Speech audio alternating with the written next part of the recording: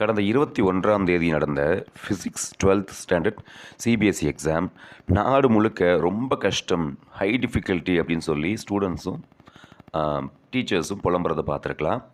Even நீங்கள் பாருங்களேன், சிபிஎஸ்சிக்கே complaint பண்ணியிருக்காங்க, இது ரொம்ப ஹை டிஃபிகல்ட்டி லெவலில் இருந்துச்சு அப்படின்னு சொல்லி.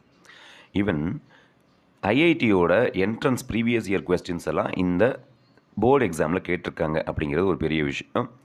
ஆனால் என்னோடய டியூஷன் ஸ்டார்ட் பண்ண நாள்லேருந்து ஈவன் நாள் சாயந்தரம் வரைக்கும், முடிக்கிற நாள் சாயந்தரம் வரைக்கும் நான் என் ஸ்டூடெண்ட்ஸ்க்கு கொஸ்டின் கஷ்டமாக தான் வரும் அப்படின்னு சொன்னேன்.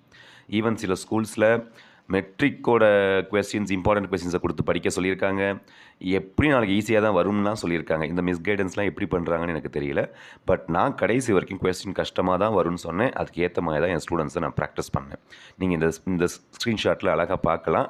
ஒரு ஸ்டூடெண்ட் என்கிட்ட ஒரு பிளெஸிங்ஸ் கேட்டிருக்காங்க. பட் அவங்களுக்கு நான் என்ன ரிப்ளை பண்ணியிருக்கேன் அப்படின்னு நீங்கள் பார்க்கலாம். சரி, இதை எப்படி சொன்னேன் அப்படின்னா, சின்ஸ் 2017 நான் எல்லா கவர்மெண்ட் எக்ஸாம்ஸும் எழுதிட்டுருக்கேன்.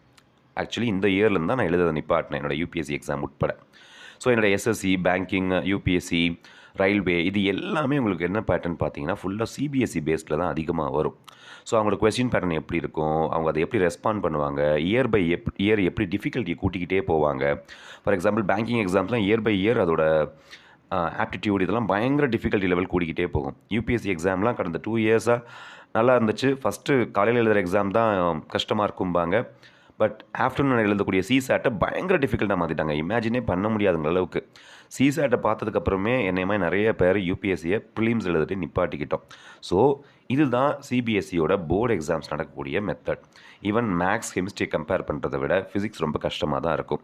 ஸோ மிஸ்கைட் பண்ணாதீங்க ஸ்டூடெண்ட்ஸை.